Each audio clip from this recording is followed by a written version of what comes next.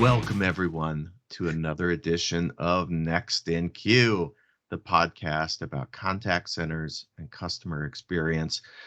I'm your host, Rob Dwyer, and joining me today is Rick Strub, a guy that I met a long time ago, but we haven't had a chance to catch up for quite some time. So, really glad to have you on today, Rick. Welcome. How are you? Good, Rob. Thanks, man. It has been a long time, and I'm remembering like our regular conversations when I was at Convergys at the Parque de 93 on a probably AT&T campaign or something like that way back Yeah. in the day. So yeah, it's been a long time, but thanks for it's great to hook up. Yeah, absolutely. So, I always like to start by kind of taking us back in time.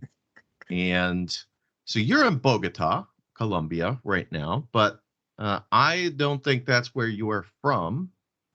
So let's talk about where you grew up first. Chicago area, home, and and then Dubuque, Iowa, for high school, and went to college in Omaha, Nebraska at Creighton University, and then started this kind of crazy business back with Sitel when Sitel was headquartered in Omaha, which was the headquarters of a ton of the early outbound telecommunications companies. Really, from my understanding, because of Offutt Airport Base had such an incredible kind of telephony trunks built into the Omaha area that the Idlemans and Sitels and Wests and all these companies kind of sprung out of that area. So we're going back to what, 1990, 89, 90, when I started at Sitel, which was all outbound and it was all done on paper. And it was, you got these big books of leads that would come in with these little peel off labels, and you have to put those on, and that was how you attract your lead base and whatnot. So, a long time ago, but that's look where we are today. I think that that is a fascinating thing to think about because, today it seems like everyone's going cloud based and you can have a contact center anywhere as long as you've got a decent internet connection, which is more and more of the world. But there was a point in time where the location of a contact center was very strategic and it had a lot to do with the technology that was behind the contact center, the bones of the contact center. And so that seems like Omaha doesn't strike me as a place where you go, oh, it's a perfect place for a contact center. But there you It go. really is. You go back and you'll find, like all of the, most of these companies have now been absorbed into others, or, much different iterations, like Sitel is a much different Sitel today than it was then. And, but you're right, in, location, and, there was also the fact in certain parts of the Midwest, outbound calling was a lot cheaper when it was done through local telcos, which is, way back in the day, a lot of these startup companies, would telco with a really small mom and pop telephone company in Hardington, Nebraska, for example, and be able to do a joint venture with the phone company where the outbound calling would be done, just for really terms of savings and long distance minutes. So, way before way before VoIP and web and everything else. So you're absolutely right. Location, location, location. Yeah, it makes a huge difference. So you mentioned going to school at Creighton in Omaha and you studied economics. Right. But you got into the contact center business. So what I mean, I'm going to guess that was not your plan. No, absolutely not. I think it was when I was, started grad, it was kind of an out, kind of a part-time gig, making some extra cash, and then got the opportunity to, maybe be interested in coming on a client services. So I was kind of studying econ and political science at the same time, and it always aspired to, kind of be in the diplomatic corps in some way, and in a way I am. Even I think all of us are in this crazy business, but no, the last place I had thought I would end up is where I've ended up, and now almost 29 years into the gig, and still in it. So Yeah, it's amazing the journeys that we end up taking and the paths that we take when they certainly were not planned. Agree. And you talk to a lot of people, you ask that same question, the psychologists, lawyers, I mean, engineers that have all ended up in this business. I think it just shows how, absorbent and robust this BPO business is, and whatever your makeup is, there's going to be, if you're good, there's a place for you in it in some capacity. And there's not a lot of other companies or industries that can say that, I don't think. I think ours is unique in that way. Yeah, no, I definitely agree with that. And I think that unique mix of people and these varied backgrounds is what makes the business so interesting, right? That's what makes people want to stay in it, is just all these different people that you meet. Agree. And I think it's a great recruiting tool. That's even going down to the agent level, where, oh, I'm going to do this as a part-time thing while I'm studying, I go back to engineering, and, or architecture or finance. There's a million different channels within each of our companies that can take a good person that starts out, maybe at the front line as an agent, is now all of a sudden 3 or 4 years later finds himself working on the finance team or on the, mergers and acquisitions team. So again, I think it's really unique to our industry, and it's a great thing. Kind of anecdotally, in the Americas, or in South America and Central America, there's the call center industry, even going back 10 years, was not considered a destination type of job. It was temporary. And this was even influenced by, parents and educators were not pushing call center as a viable, long-term career plan. And so it's taken us a long time in markets like Bogota to polish our images and get ourselves out there and talk to parents and educators and say, hey, we are here for the long run, and we can offer, in many cases, you know, much better salaries, much better career advancement, much better long time tenure than you're going to find. And I'll go back anecdotally again to a person who graduates in Bogota, for example, with a degree in law.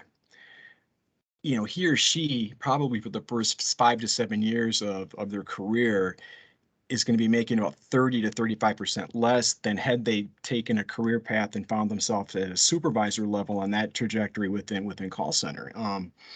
That's a big selling point, and that's a Yeah. great talent drawer and a great talent retainer. Yeah, absolutely. Certainly, I think the United States is a little bit different than once you start to go near shore into the Americas, or even really offshore, Philippines, right? It's the career path in the call center is considered to be very different than what it is in the United States. But Absolutely. that opportunity to take a role that I think a lot of people don't look at as all that prestigious or anything, go, well, you can make a lot more money than you can being an attorney. That's crazy. It is, and it will continue to, be that way. And with the amount of competition that now exists in the Americas and South America, Central America, um, you know, the salary inflation has even pushed, into the upper limits, where it's now even more viable for us to get and, pay for a higher salary, but for someone that's going to stick with us and really bring his or her worth over the long term of the company in that particular location. So it is. I think the U.S. still is that kind of a unique, beast, where call center might not be like the dream job, but I think that's also changing, because I think now that you're looking at some of Yeah. the technology and the work from home aspects of it are so much different, and it does now bring a level of attractiveness that, wasn't available, or, even 5 years ago. I think the Yeah. pandemic brought out, everyone had to clean out their junk drawers and figure out, how the hell do we do this thing now? And, and it's here to Yeah. stay. And I think that's helping the US. And I think we see that a lot with, some of our clients that have their in-house operations in the US, and being able to interact with those teams, whether it be in a QBR or an MBR.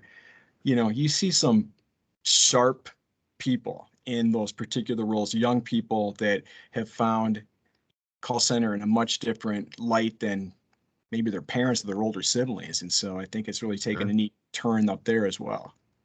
Yeah. I know, I think like a lot of people, I got into this by accident. It was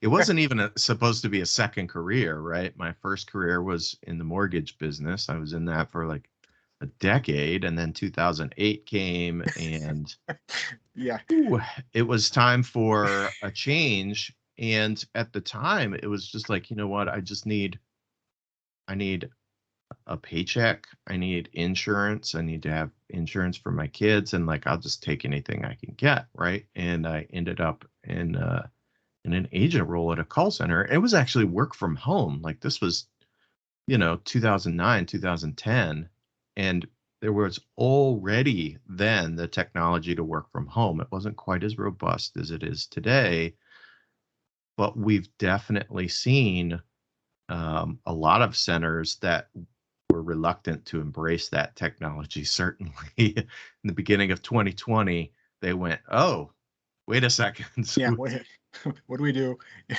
Yeah. The other thing is that technology aspect is really attractive to a lot of people that are interested in that side of things, because the contact center definitely uses a ton of technology. So if you want to do Absolutely. that kind of thing, you can find your place in a contact center for sure.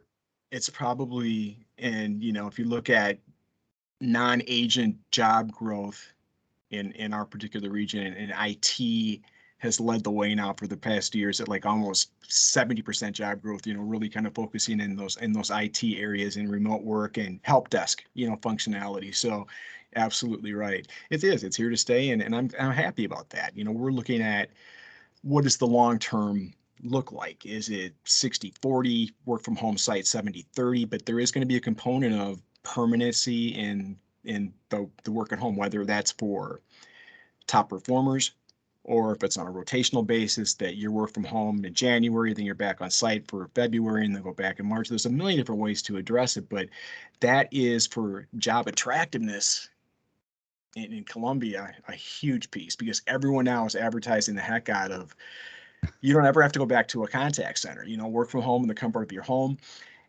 And some clients and some companies have client portfolios that won't allow that. I mean, whether it be Right. because of the line of business or security purposes, need to have that functionality on site. Even though we're finding better ways to be more PCI compliant and everything like that, even at home, there will come a day when there is probably no difference, between with firewalls and whatnot working at site. But there's our people that want to work at site. Yeah. We had some clients visit for the first time in what, almost 2 years. We had a client visit about a week and a half ago. It's like, oh my gosh, you forget how to do these things. And we were kind of doing a walk. We were doing a walkthrough, and on one of the floors, and with the client, and I asked one of the young ladies that was there, and I said, so what brings you, to the site? And usually it's, I had an IT problem, my internet was down, or it's not fast enough, and or a performance issue. But she said, I I had to get away from the husband and the kids for a few hours. And I think hey, if that's an option, you can make your money and come into site and have a little peace and quiet, then that's a great thing too. Yeah, for sure. I think that is the part that I think we're still trying to figure out and balance, because for some people, right, they want to be in a physical site, Hmm. whether that's to get away from home or to socialize with other people that are doing the same thing, or to feel a different type of support, or just see other faces. Like there are reasons that people want to work on site, and there are certainly advantages to working at home too. And Yeah. I think a lot of companies are still grappling with that, trying to figure out what's that balance. How do we achieve the best Yeah. for our people? And that hybrid model is going to be it. Like you said, whatever the ratio or the split is, but there is definitely people want to get back to site. They want to interact. They want to participate in. We did 2 years of virtual rewards and recognition. Those are the types of events that are so much more impactful in person, because you can be there, pat the person on the back and talk to their significant other or their parent or whomever. And that's harder to do when you're, doing it this way. So that'll Yeah. be interesting to see what 2021 and 22 and 23, bring in. And that's going to be kind of set the bar, God forbid another variation or of this crazy, COVID thing, and hopefully we get that behind us quickly. But I think it was amazing how quickly we adapted. in 2020. And I mean, I was just impressed as hell that we were able to, not just we, but everyone that I know in different companies and Yeah. what they got their people home in a matter of weeks, got them home safely. And I think that spoke volumes about the fact that it is the employees' health and safety that matter. Without them, we're nothing. Yeah, absolutely. So you're in Omaha, you're working for Sitel.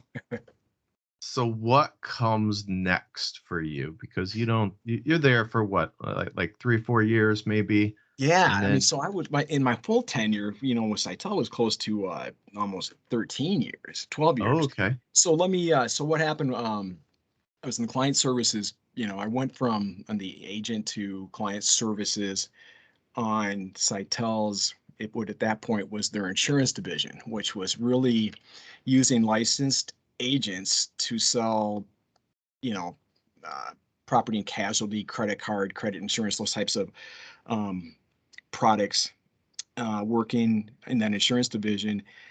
And that was up, probably for 5 or 6 years. Um, and then had the opportunity to, when Cytel was making its first kind of a footprint globally, Cytel acquired a company in the UK, and that UK company was doing business already in India. So this is where this whole thing kind of starts to kind of, Mm. play out. Like all of a sudden now I'm working for a company that has, offices in the United Kingdom and subsidiary, offices in Mumbai and whatnot. And so there was an opportunity to kind of go on this, I guess it was kind of like a skunk works team to help on an implementation of a UK client's work into India. And so this kind of gave me the first taste of, you know, building this offshore model or customer service model at that point. So that was 3 years, really between Omaha, the UK, Mumbai, and then Delhi, eventually into New Delhi as well. Working for the client was English Rail, British Rail. So it was really Yeah. reservations and customer service. And it just opened up a ton of opportunities and a ton of people that I met. And, I first trip to India, I didn't really know what the hell am I doing. This is, but it was really just going in there and having team meetings and meeting with people, and it was no different. And that was when I found, first of all, a lot of comfort that it wasn't, same language and whatnot. But people around the world, they want the same thing. They want to be able to speak with someone who's intelligent, who can get them to a resolution of acceptance that they can eventually, get a good CSAT on. And I think that if we keep our mindset at how simple this business really is, we should always, because we tend to complicate things. We're probably, without a doubt, our business is probably has the most reporting intensive business of any, outside of maybe like the, federal regulators. But I mean, there's reports for everything. But, the fact is, it was no different coaching those people in Mumbai than it was coaching somebody in Omaha. So that turned into the Skunkworks project. And then that was wrapping up, and my boss said, hey, would you ever want to go down to Panama, for 3 weeks? And I was like, hell yeah, I'll go to Panama for 3 weeks. I mean, this, we're getting Yeah. someplace where it's warm. Um, and so, went down there for another Skunkworks project. So this was kind of part of what was called the nearshore implementation team, way back when. And so this was actually setting up an account for, and I'll really date myself now, but this was for um, Columbia House. Now, I don't just remember you used to get you put a penny on the thing and you get, I think it Oh, eventually yeah, went up I to a dime or a remember. nickel, but you get, 5 CDs or 5 albums or, that was big. That was a big joint venture that they had going on with their joint venture ship in Panama. I went down there on a Skunkworks project. So it was 3 months, and then went back for a couple of weeks. Then it was back down. 3 months turned into a year, and then a year turned into two, and then there was an opportunity to join the local team there as on moving in from implementation into actually ops. And so this was kind of my first moving heavily into ops focused. um, that was permanent, and that was lasted until 2013 or so. Oh, okay. Or 20, no, I'm sorry about that. I did that like 2006. And then and that's when I, left when I went to Columbia. So, it's I mean, the journey when I think about it is crazy, but I don't know where else I would have had the opportunity to do it except in this particular industry. I think back about my original aspirations to be part of, diplomatic corps. Those people get moved around every 2 years or at least every administration, and there's not a lot of permanency and whatnot. And I'm really grateful that I was able to, join when I did, and at the time that I did, and now end up, where I am in this part of the world for, really since 2004. So So I'm curious, uh, knowing that that was a goal of yours. It sounds like, being doing some international travel and getting to see the sure. world was part of your plan and a part that was realized. But I wonder, particularly when you first went to India, like what was there a culture shock? How did you deal with Oh, that? What was the biggest surprise? well, I mean, absolutely. I mean, first of all, the biggest surprise was just, I mean, the immensity of these cities and the chaos. I mean, it was really, um, I had the opportunity like to go to Europe when I was in high school, with family trips, and all very organized. And you're here for 3 days, and there's three, like, oh, this is really nice. And the world doesn't necessarily operate that way. And so I remember, Mhm. getting off the plane after, probably like 3 o'clock in the morning in Mumbai, and just like craziness in the sights and smells. And it's just, things like that, just this, I won't even say organized chaos because it was more chaos than it was organized, but I mean, it functioned. And so, yeah, it was the first couple nights. Then you're on that crazy thing where you sleep during the day and work at night, and getting used to that, and going into the first hotel room that specialized into people in our line of business, where they have these like super thick blackout curtains that so people can sleep during the day, getting used to the food. So yeah, it was you had to have a thick skin and thick stomach to make it work, but it was definitely a culture shock.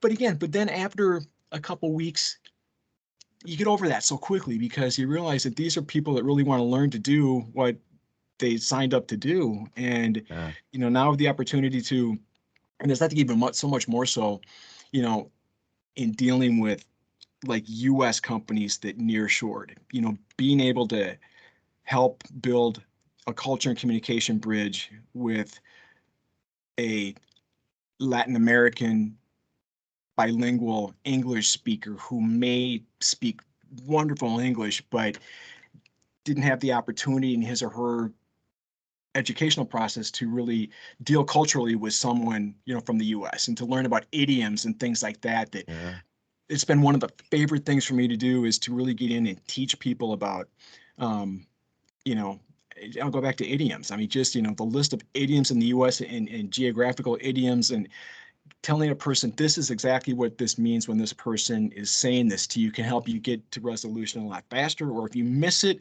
then the customer's going to say, screw it, this person has no idea what I'm yeah, talking about. So that's been fun, and that continues to be fun. And that's one of the things I look forward to, is really kind of just talking about what it is that a US customer generally expects. Most of the people are afraid, oh, I'm so afraid of my accent. Don't be afraid of your accent. Your accent means nothing. You can go to any city in the US, you're going to hear accents right. of, Eastern European, Western European, African. It's just, don't ever think your accent is a hindrance to your ability.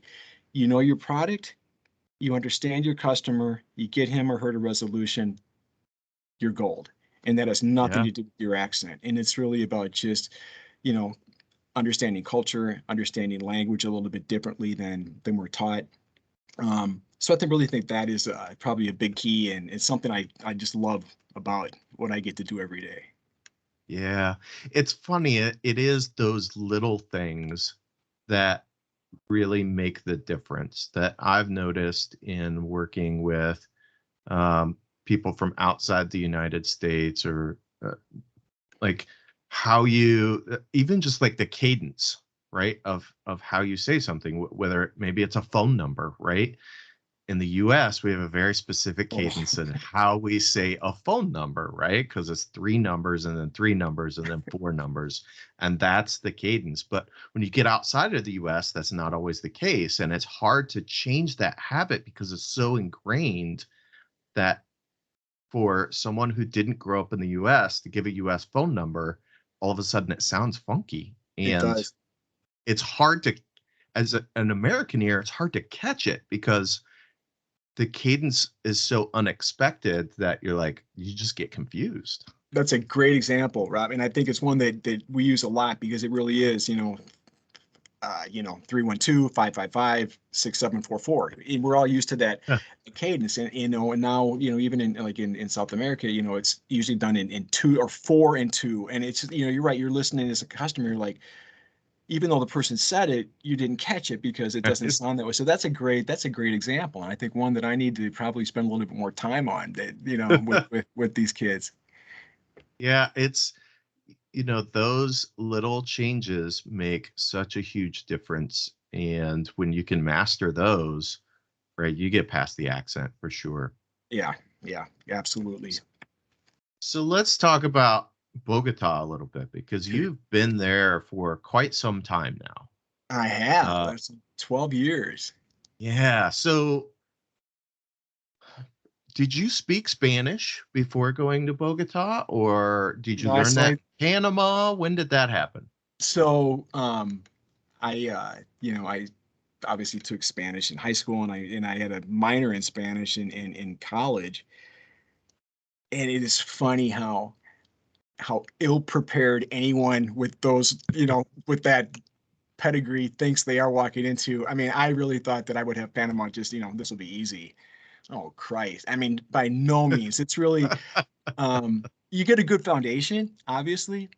And so, but it was really the language, learning it in the street, learning it in your, at the grocery store and at the banks and things like that. But you really got to push yourself out of the comfort zone, because if you don't want to speak Spanish in Panama or in Colombia, you don't have to, because you're going to be able to Right. find pockets of bilingualism, everywhere. Or, even, if you're even at the banks, you can, press one for English, like you can in the US. Yeah.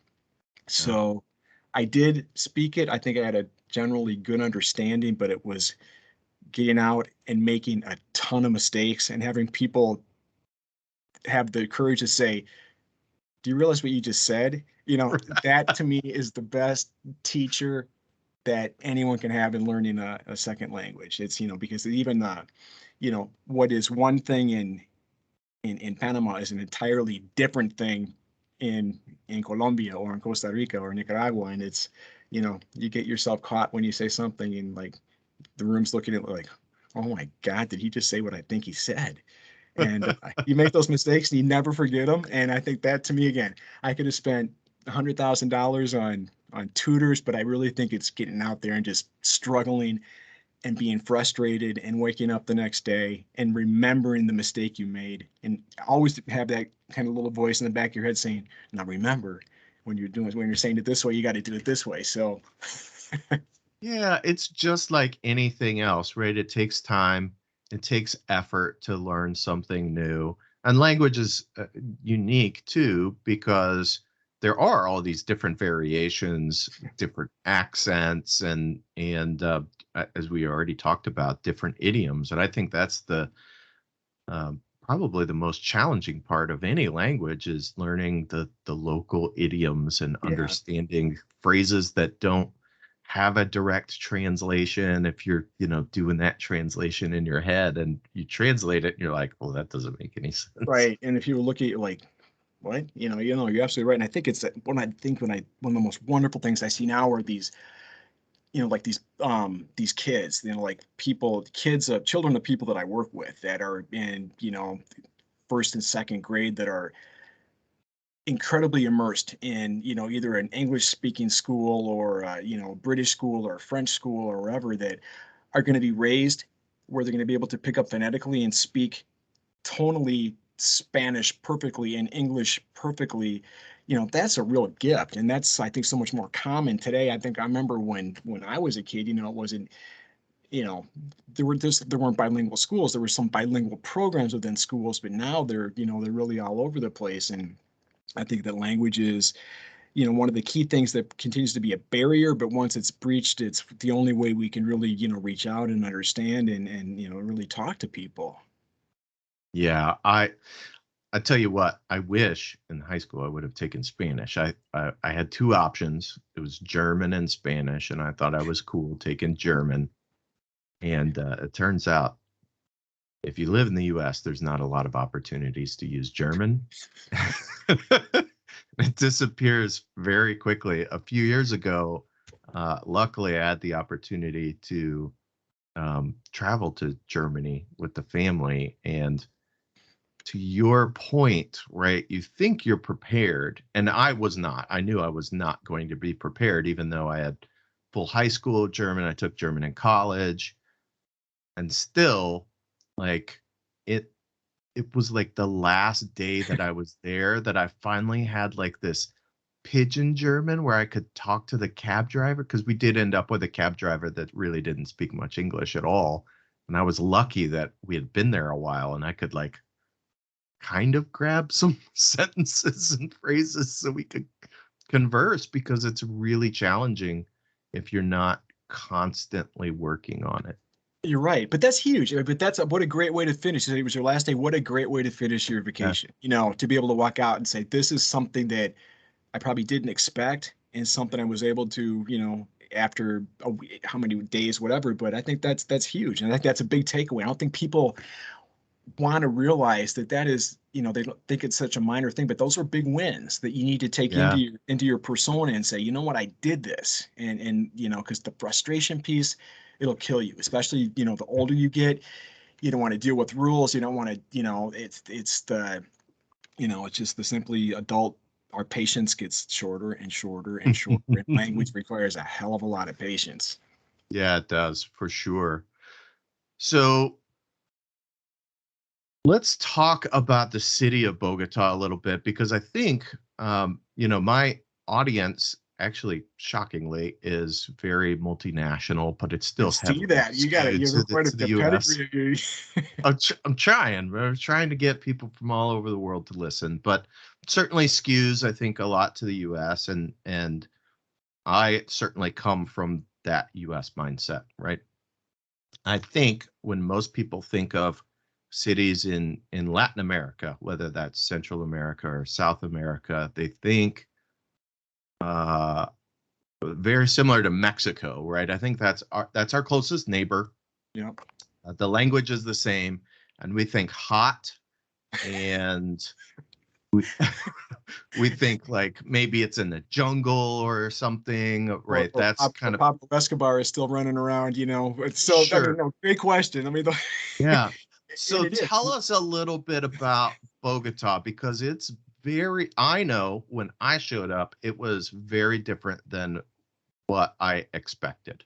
Absolutely. It is, and we spend, with prospective clients. Now we haven't had many client business in the past couple of years, but one of the things is sending out, probably a week or two before they get on the ground is, this is Bogota, this is Colombia. So first of all, Bogota is about, just a little over 10 million people, and I think they say an additional 2 million commute into the city proper, for work Monday through Friday. Um, Fastest growing city in South America. It overtook Lima in um, that recognition, over the past probably 2 years. Bogota is a cold city, so you got to think Bogota sits at almost 8,600 feet above sea level. And you'll realize that if you fly in and you like to watch, I like to watch the plane tracker on the little, on the seat in front of me. Watch that, because you'll always see when you get on the ground in Bogota, it'll still say the altitude is 8,000 feet. You're thinking, how is that possible? Because you are at 8,000 feet. Um, so there's altitude issues for some people, that unless you're coming from Denver or someplace else that you're not kind of used to, living in a higher altitude. So 8,600 feet, we get to the higher parts of Bogota, you get about another 2,000 feet onto that, like in Montserrat, which is kind of a overlook. Um, Temperature wise, in Fahrenheit, there's no seasons. It is a 6 a.m. to 6 p.m. sunrise to sunset. It's so close to the equator that the daytime is like clockwork. 6:04, it's light out. 6:04 p.m. it's dark out. Um, Temperature wise, probably night times are in the low 40s, and it will never ever get above probably 68 or 69 degrees Fahrenheit. So it's a comfortable Yeah. climate. Like my place, there's no central air, there's no central heat. You don't need it. You get, nighttime, you just get an extra blanket. In the daytime, you leave the windows open, and it's really been, um, there's no tropical diseases. That's the reason one of the Bogota, that the capital was, eventually located in Bogota. There's no tropical diseases, no mosquitoes, no flies. That's one of the main reasons, and through the proximity. Um, but it's a big, crazy city. It's like, with New York's 5 boroughs, Bogota has 17 boroughs, and each borough has a mayor. Then there's one central mayor. So it has all the issues and, all the beautiful and horrible things of any major city. There's places you want Yeah. to go and places you absolutely do not want to go. Um, it's very safe, for the most part. Boca Colombia is a real success story. You go back, 25 years, and um, Colombia was pretty close to being a failed state in a way. Yeah. And this is when, their neighbor to the north, Venezuela, was thriving, with the, most, highest, GDP of any other country in South America. And this is how quickly fortunes change. I mean, look at today, Colombia, and now, today, Venezuela. So um, anywhere from Colombia, anywhere from Bogota, you drive or fly. If you're in a car for an hour, you're obviously going down. Wherever you're going down in altitude and up in temperature. So you can be an hour outside of Bogota and be in 85, 90 degree, where it is hot and jungly and all those types of things. But Yeah. Bogota sits on this plain, the savanna, or they call it the blanket. Which is the big flat area that's surrounded by the Andes. And so it's a neat place to go, but if you haven't been there, you're going to come, you're going to bring a swimming suit, and you're going to think it's, no, you got to bring a raincoat. In some cases, a little bit heavier, thermal underwear if for the nighttime when it gets chilly. And, but you go around the coast, like, Barranquilla, Cartagena, Cali, Medellin, all very, very, very different clients and are very different climates and very different customs. I mean, Bogota or Colombia is almost, you look at it as almost 6 or 7 different little countries, because every region has such a distinct flavor and culture and nuance to its accent, and history and politics are so different. It's a great place to grow and explore. I mean, I haven't seen, for as many years as I've been here, I've tried to get around and know the country as well as possible. There's a lot of places I have yet to go, probably about 8 or 9, larger cities that I hope to be able to visit.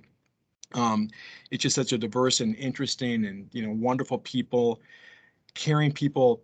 Colombians are raised with a really inert sense of customer service, in the sense that politeness and courtesy is something that factors into their well-being. And that is one of the reasons I'm absolutely convinced that, once, back to our industry, is once you get a person up to speed on product and who they're talking with, letting that natural instinct of yes ma'am, yes sir, absolutely, I can help you, kindness, plays such a role in one of the reasons I believe, Bogota and Colombia in general has exploded in this BPO industry, because people realize, dang, look at these CSAT scores coming out of these, out of these Colombians, and there's something to be said about that.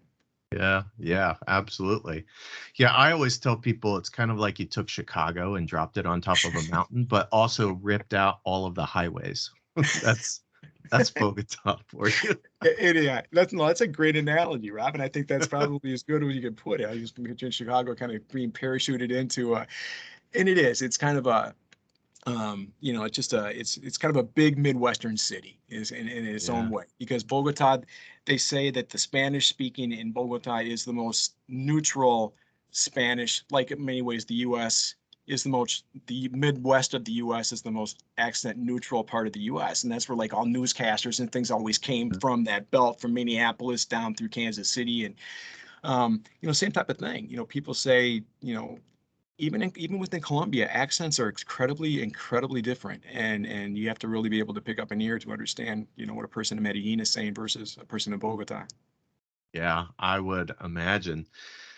So, you've recently experienced a change I mean, we all went through a lot of changes the last couple of years, but you spent a lot of time, almost a decade, with Convergys, which is now Concentrics, right? They had that merger, and that's actually how we came to know each other. Yeah, But you're doing something new now, so tell me about that.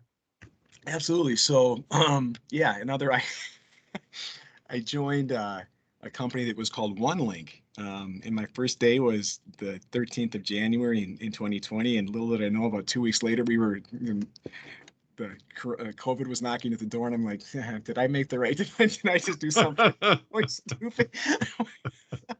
Hey, when it rains, it pours. Absolutely. And little did I find that, I think that, Onelink was able to, it was so agile and it did things very quickly, and it was a little bit, a small company but a kind of a big disruptor. And that was one of the things that attracted me in the first place to the position that was offered. And so went to OneLink, which was a regional player. They were really from Mexico, Nicaragua, El Salvador, Colombia, um, in a kind of a small JV presence in Brazil.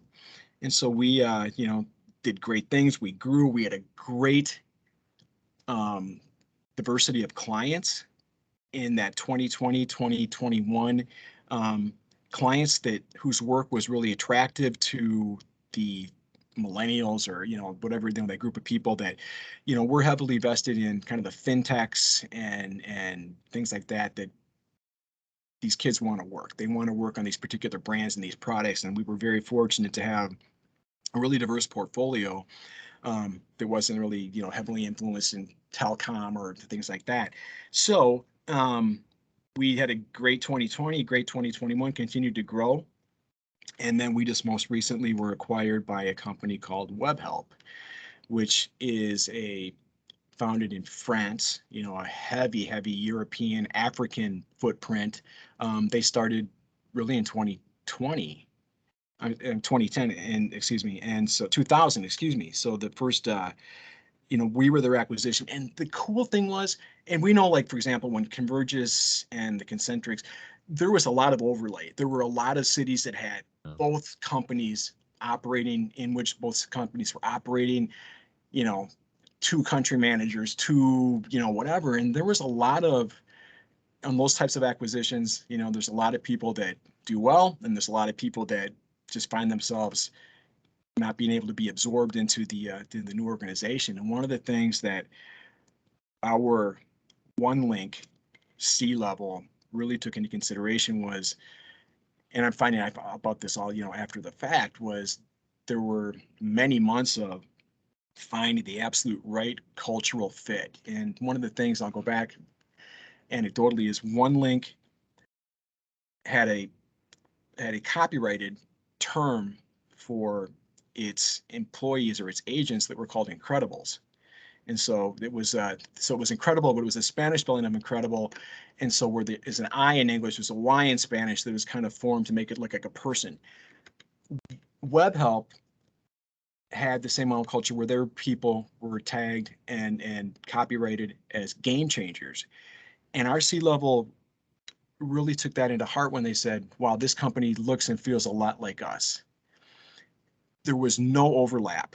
They needed a doorway into LATAM, and we didn't have it prior to WebHelp. We didn't have any way to introduce our clients who are now looking for multiple language or European countries. It was a great acquisition, and we had the pleasure just 2 weeks ago of meeting the CEO and his chief of staff came from Paris to knock on the doors, and they came to Colombia. Was the first country they visited, and just generally good people. And when we've been through mergers and acquisitions, and there's always a ego at play or egos at play. This wasn't like that, and this was really about making sure that the new company felt like the old company, and I appreciate that, and I think our people appreciate that, and the people I've been able to bring with me on my team all kind of adhere to that same philosophy. Is be entrepreneurial, If you're going to make mistakes, make it.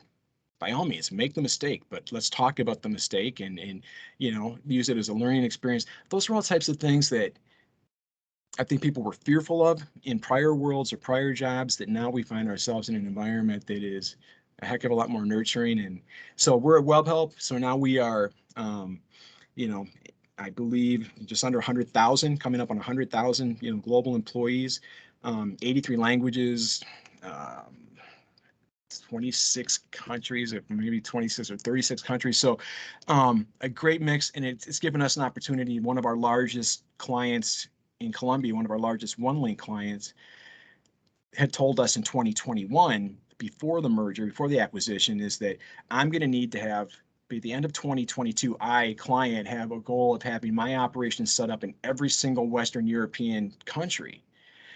Prior to WebHelp, we would have had to have been, outsourcing or knocking on, helping them set up their business with Yeah. potential competitors. And so this was a great one, and one that if I'm ever involved again or in a different capacity, I would ensure that my input would be make sure that the people understand and that the people buy into it before, are part of the process. Because I don't think we ever had that opportunity with some of the other mergers and acquisitions that I bet you don't talk to many people that haven't been through at least one. I mean, our Right. world.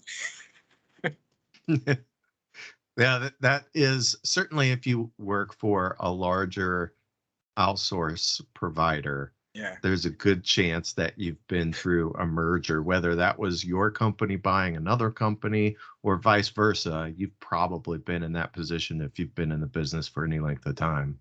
Right on. Yeah, it happens a lot. Well, I hope at some point that I get a chance to come back to Bogota because it's one of my favorite cities in the world that I've ever been to. I fell in love with everything except for the traffic. The traffic is a nightmare. I don't know.